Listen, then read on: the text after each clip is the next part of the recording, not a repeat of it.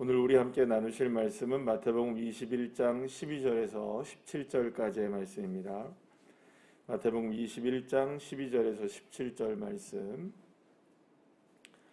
우리 함께 합독하시겠습니다. 예수께서 성전에 들어가사 성전 안에서 매매하는 모든 사람들을 내쫓으시며 돈 바꾸는 사람들의 상과 비둘기 파는 사람들의 의자를 둘러 엎으시고 그들에게 이르시되 기록된 바 내 집은 기도하는 집이라 일컬음을 받으리라 하였거늘 너희는 강도의 소굴을 만드는도다 하시니라. 맹인과 저는 자들이 성전에서 예수께 나오매 고쳐주시니 대제사장들과 서기관들이 예수께서 하시는 이상한 일과 또 성전에서 소리질러 호산나 다윗의 자손이야 하는 어린 아이들을 보고 노하여 예수께 말하되 그들이 하는 말을 듣느냐. 예수께서 이르시되 그렇다. 어린 아기와 젖먹이들의 입에서 나오는 찬미를 온전하게 하셨다 함을 너희가 읽어본 일이 없느냐 하시고 그들을 떠나 성 밖으로 베다니에 가서 거기서 유하시니라. 아멘. 할렐루야. 하나님의 성전을 오늘 예수님은 내 집은 기도하는 집이라 일컬음을 받으리라 이렇게 말씀을 합니다. 그러니까 하나님의 성전은 만들어질 때부터 하나님께 기도하는 집으로 만들어졌다라는 의미겠죠. 자, 그러면 여기 기도하는 집이라는 의미는 단순하게 기도 주여 주여 외치며 우리가 기도하는 집이냐 그런 의미만 담겨져 있는 것이 아니라 기도한다는 건 어떤 의미를 갖고 있습니까? 하나님과 교통하는 것을, 그러니까 하나님과 함께하는 것, 그러니까 하나님과 그 교제를 나누는 것이 바로 이 기도라는 의미에 포함이 되어 있는 것일 겁니다. 그러니까 결국에는 이 성전의 의미는 어떤 의미가 있느냐? 하나님과의 그 만남, 하나님과의 교제, 하나님과의 나눔, 이런 것들의 의미를 담고 있는 것이 바로 하나님께서 이 성전을 만드셨을 때 기도하는 집이라고 예수님이 말씀하시는 그런 의미에 포함되어 있는 것이라고 볼 수가 있습니다. 자, 그런데 이제 이것이 바로 이제 성전의 본연의 본질이라고 말할 수 있는 것이죠. 하나님과의 깊은 교제가 있는 곳, 그것이 바로 성전이었던 겁니다. 자, 그런데 오늘 그 본문에서 보게 되면 예수님이 그 성전에서 기도하는 집이 되지 못하고 어떤 집이 되었다라고 말합니까? 강도의 소굴이 되었다라고 말씀하시면서 그곳에서 강도의 소굴을 만들어 놓았던 사람들의 모습들을 보면서 뒤집어 엎으십니다. 그러니까 사실은 이 장면은 굉장히 과격한 장면이죠. 여러분 한번 생각해 보세요. 만약에 어떤 그 예전에 우리가 지금도 그런 일들이 있겠지만 예를 들어서 옛날에 노점상 같은 거 있으면은 불법 노점상 이렇게 하면 거리를 막 점령하고 하면 막 이렇게 공무원들이나 다른 사람들이 와서 경찰들이 와가지고 그걸 다 엎고 막 이렇게 하는 일들이 있었잖아요. 근데 지금 그거는 함부로 막 할 수가 없어요. 뒤집어 엎으면 그것도 문제가 되니까. 그러면 여러분 이게 뭔가 이렇게 뒤집어 엎는다는 것은 이게 합법이든 불법이든 간에 그게 사실은 굉장히 충격적인 장면이잖아요. 뭔가 이렇게 뒤집어 엎는다는 거. 그러니까 사실은 이런 부분들에 있어서는 예수님이 굉장히 과격한 모습, 지금까지는 사실은 볼 수 없었던, 지금 예수님이 어떻게 보면은 일종의 하나의 폭력이잖아요. 이것도 뒤집어 엎는다. 그러니까 예를 들어서 집에 아버지가 있는데 이렇게 술을 한잔 하셔가지고 확 채우셔가지고 상을 탁 뒤집어 엎었다. 예를 들어서 그렇게 한다면 그거 하나의 폭력이잖아요, 그죠? 예를 들어서 그렇게 생각한다면 예수님이 지금 이 모습은 이 액면가로만 보자면 굉장히 큰 폭력을 행하신 거란 말이에요. 자, 그래서 이것 때문에 예루살렘에 있던 종교 지도자들은 상당히 격앙되어집니다. 오늘도 본문에서 보시면 예수님이 하시는 이상한 일과 성전의 이상한 일과 이 말이 무슨 말입니까? 성전을 어떻게 했다고요? 뒤집어 엎은 일이죠. 그러면 여러분 여기서 예수님이 장사를 하고 돈 바꿔주는 사람들, 이런 사람들의 상을 뒤집어 엎었다는 것은 단순하게 여기서는 장사는 하지 말아라 이 의미일까요? 그건 아닐 거란 말이에요. 그러니까 무슨 말이냐면 장사를 하는 사람들을 대표하는 거죠. 말하자면 성전이 원래는 기도하는 집이어야 하는데 기도하는 집이 되지 못하게 하는 표면적으로 보여지는 사람들을 뒤집어 엎은 겁니다. 그러니까는 보여지니까 그들을 뒤집어 엎은 것이지 실제로는 말하자면 성전을 성전답지 못하게 만드는 모든 사람들을 다 뒤집어 엎은 겁니다. 이해가 되시죠? 그러니까는 여기서 말하는 예수님이 그 장사하는 사람들의 소굴을 만들었다, 강도의 소굴을 만들었다라고 하는 의미는 그들만을 이야기하는 건 아니라는 거죠. 장사하는 사람들, 돈 바꾸는 사람들, 그런 사람들만을 이야기하는 것이 아니라 이런 의미겠죠. 원래는 이 성전이라는 곳이 기도하는 집, 하나님을 만나는 집이어야 하는데 그 만나는 집이 아주 오랜 시간을 거치면서 사람들이 그게 여러분들 생각해 보세요. 장사하는 사람들의 그 모습들이 필요했기 때문에 거기 있었을까요? 아니면 아주 필요도 없는데 뜬금없이 거기에 갑자기 장사하는 사람들이 생겼을까요? 그렇죠. 필요 때문에 생기는 거죠. 필요 때문에 생기는 거란 말이에요. 이거 왜 필요했느냐? 멀리서 오는 사람들이 제사를 드려야 되는데 예배를 드려야 되는데 재물을 갖고 와야 되는 거예요. 그 재물을 갖고 오려고 하다 보니까는 먼 곳에서 끌고 와야 되는 거예요. 그럼 끌고 오면 여러분들 이 재물도 그러니까 재물이 될 양이든지 뭐 비둘기든지 소든지 이런 것들도 상할 수 있는 것이고, 그죠? 그리고 또 갖고 오는 게 쉽습니까? 어렵습니까? 이게 어렵잖아요. 그러니까 아주 손쉬운 방법으로 어떻게 했던 것일까요? 거기 와서 돈을 주고 사는 거죠. 어디서 사는 게 제일 편할까요? 멀리서 사는 게 편할까요? 가까운 데 사는 게 편할까요? 가까운 데 사는 게 편할 거 아니에요. 그러다 보니까 거기에는 그런 장사하는 사람들이 생기게 된 것이고, 장사를 하다 보니까 원래는 흠 없는 것을 팔아야 되는데 장사치들이다 보니 어떤 거를 하겠어요, 여러분들? 약간 흠 있는 거를 흠 있는 것 없는 것처럼, 여러분들 잘 아시잖아요. 이래 바구니에 이렇게 담겨져 있는 과일을 살 때 위에는 아주 어떻습니까? 좋은 걸 놔두고 좀 밑에는 어떤 거예요? 허른 거를 놔두는, 우리가 다 그거 알고 사잖아요, 그죠? 그렇게 그냥 한다는 걸 알고 산단 말이에요. 그러니까 그런 것들이 이제 일어나기 시작하는 거예요. 그러니까 원래는 흠 없는 것들을 가져와서 본인이 직접 가져와서 제사를 드려야 되는데 하다 보니 이게 불편해지니까 그런 방식이 생긴 것이고, 하다 보니까 장사가 된 것이고, 그러니까는 뭐 장사하는 사람들이 얘기가 요즘 같은 경우는 워낙 물가가 올라가지고 정말 안 남아요 뭐 이런 얘기는 하겠지만, 안 남는 장사가 있습니까? 없습니까? 떨이 해도 남는단 말이죠. 그러니까 그런 남는 거에 대한 부분들을 생각하게 되는 것이고, 자연스럽게 원래 자기가 갖고 와서 성전에 들어갈 때에 돈을 바꿔야 되는 거예요. 성전에 성전세를 내야 된다고 얘기하는데, 일단은 통용되는 돈이 아닌 데나리온이나 이런 것이 아니라 성전에 들어간 세겔이라는 돈으로 바꿔야 되는 거예요. 환전이 필요한 거죠. 그러니까 거기서 또 이문이 남게 되고, 그러니까 이게 다 편리함을 위해서 한 겁니까? 원래부터 장사 속으로 원래 시작된 걸까요? 편리함을 위해 시작된 걸까요? 그렇죠. 편리함을 위해서 하다 보니 그렇게 만들어졌으니까 아무도 모르는 거예요. 이게 문제가 되는지 안 되는지 알까요? 모를까요? 왜냐하면 이게 편한 제도니까. 아니면 다 집에서 자기가 해와야 되는 거예요. 여러분들 한번 생각해 보세요. 옛날에는요, 저희 어렸을 때는 운동회 같은 거 하고 소풍 같은 거 하면 진짜 그날이 제일 좋은 날이에요. 왜 그럴까요? 맛있는 거 집에서 다 싸우니까. 그날만 바나나 먹을 수 있으니까요. 네.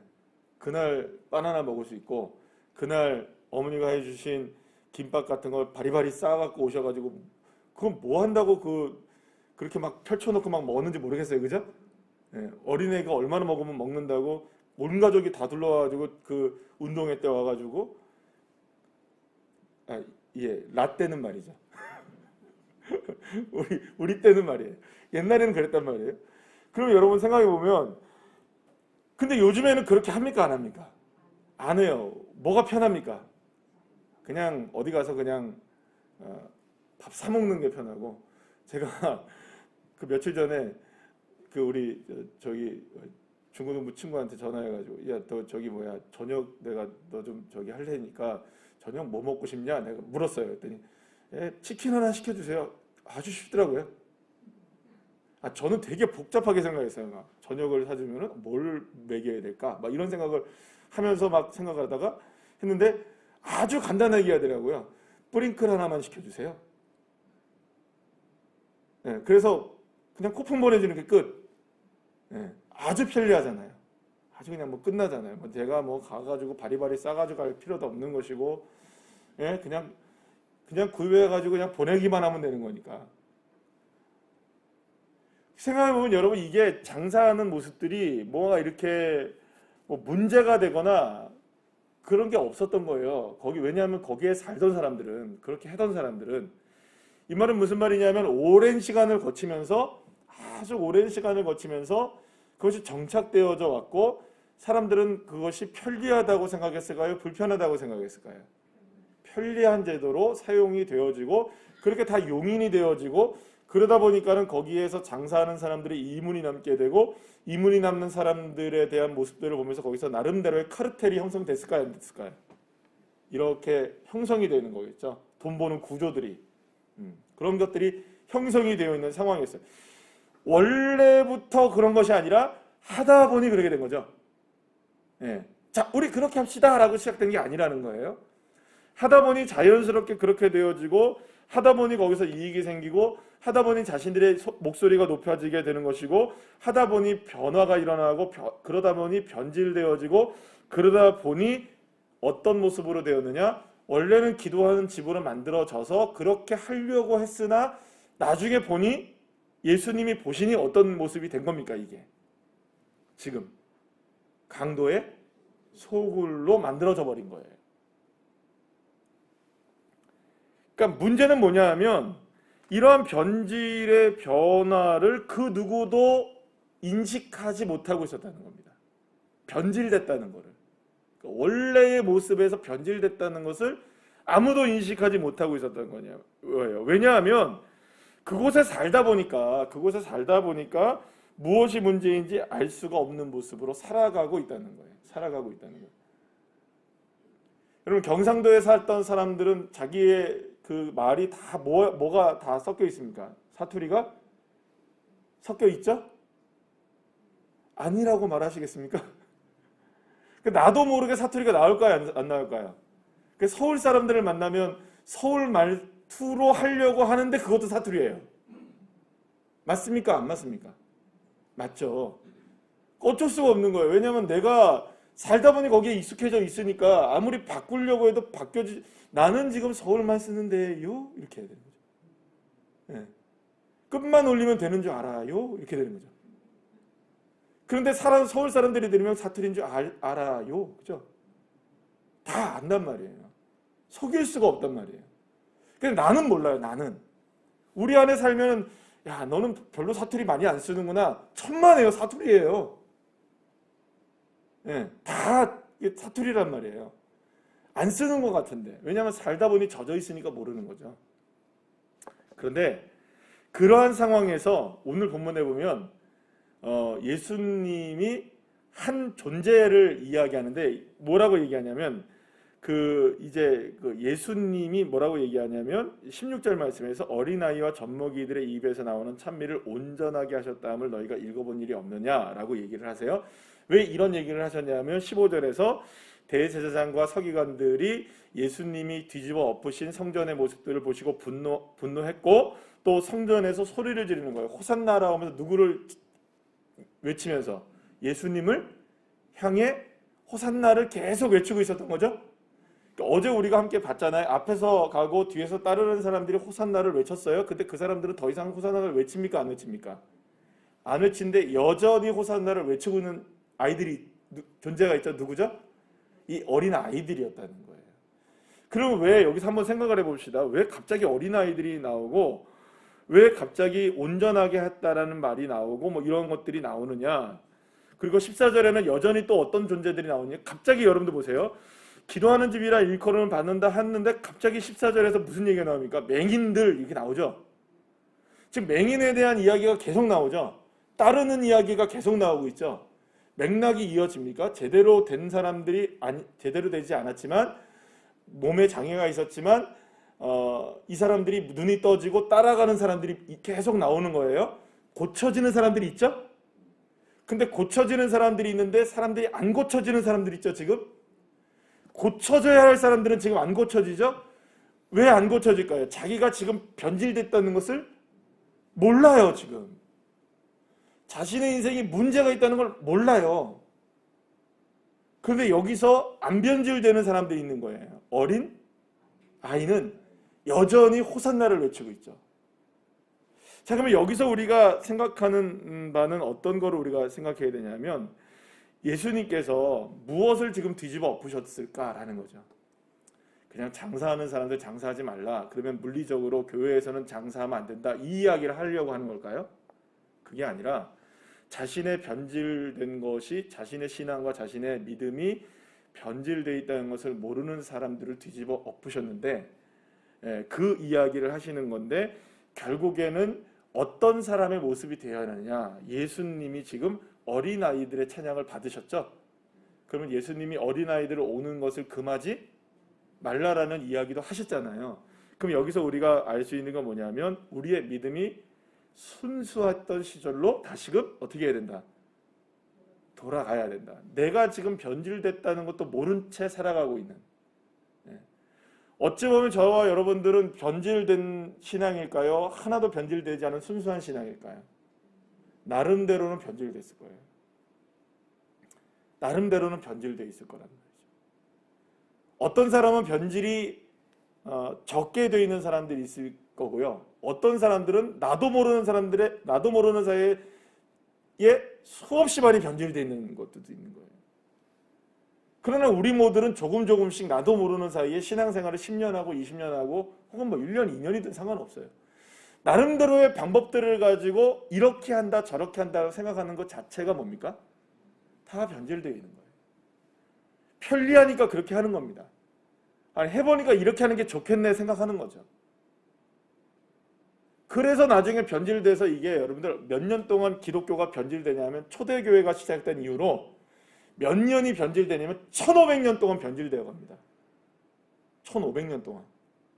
초대교회로 시작해가지고 1500년을 변질되다가 1500년대에 그 마틴 루터나 그 칼빈 같은 분들이 뭘 했느냐? 따라합시다. 종교개혁.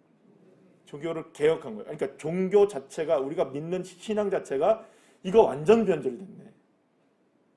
그래서 나중에 이걸 종교를 개혁해서 지금 우리 교회가 지금 세워지게 됐단 말이에요.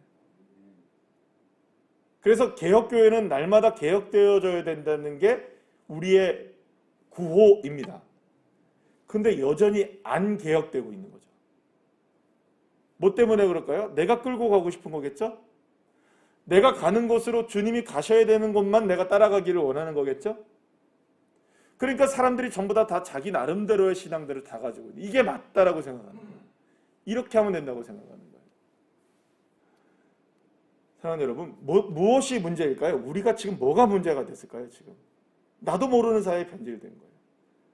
그게 맞다고 생각하는 거예요. 아니, 맞을 수도 있을 거예요. 그럼 다시 곰곰이 생각해 보십시오. 주님이 원하시는 게 뭘까? 주님이 원하시는 게 뭘까요? 그저 주님 따르는 겁니다. 내려놓고 따르는 겁니다. 근데 안 내려놓고 여전히 내 고집대로 내 방법대로 가려고 하는 그 자체가 주님이 깨트리시길 원하시는 거예요. 그래서 주님이 뒤집어 엎으신 겁니다. 얼마나 답답하셨으면 주님이 그러셨겠어요, 여러분.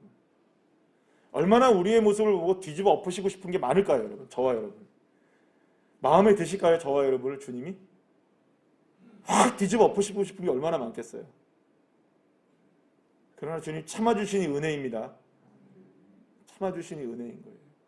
그러니까 우리의 신앙을 다시금 새롭게 점검하시는 저와 여러분 되시기를 소망합니다. 변질되지 않았다라고 생각하는 것 자체가 변질입니다. 그래서 날마다 개혁되셔야 됩니다. 날마다 깨져야 됩니다. 날마다 엎드리셔야 됩니다. 내가 지금 뭘 잘못하고 있는 건지 다시금 점검하면서 올바른 신앙에 대해서 여러분들 할 말이 많지만 뭐 그거에 늘 얘기 드리는 것이지만 내가 뭐가 잘못이지라고 또 거기에 집중하시면 안 됩니다. 또 이렇게 한다고 딱 오늘 뭘 잘못했지 막 이렇게 여기다 집중하시면 잘못한 것만 보여지는 거예요. 아니요, 그것도 다 내려놓고 그냥 주여 주님 뜻대로 살기를 원합니다. 주님 사랑합니다. 이렇게 살아가시면 됩니다. 할렐루야. 이 믿음을 가지고 저 여러분 승리하시기를 간절히 축복합니다. 기도하시겠습니다.